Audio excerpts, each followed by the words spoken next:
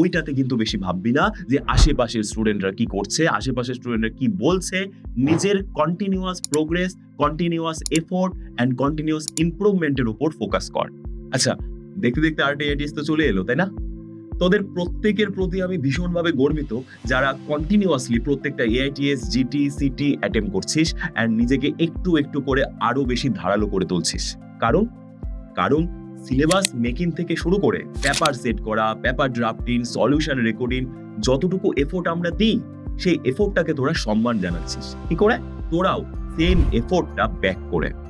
তাই তোদের থেকে সামনের দিনেও, আগের দিনেও সেম এক্সপেকটেশন থাকবে যে প্রত্যেকটা কামিং এআইটিএস, জিটি, সিটি প্রিপেয়ার হবি ঠিক করে, অ্যাটেম্প করবি।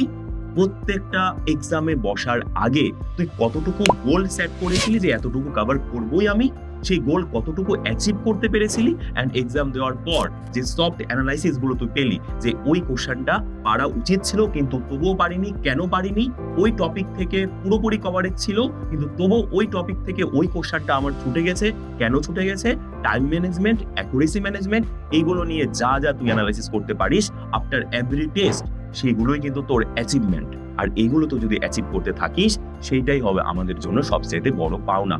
তার জন্য তো আমরা এত খাটছি।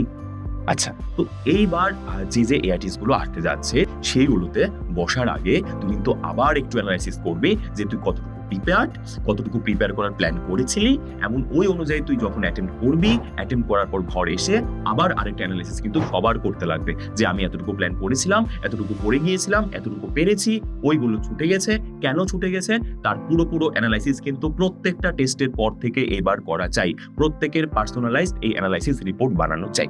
All the best for your coming AITS. Thank you.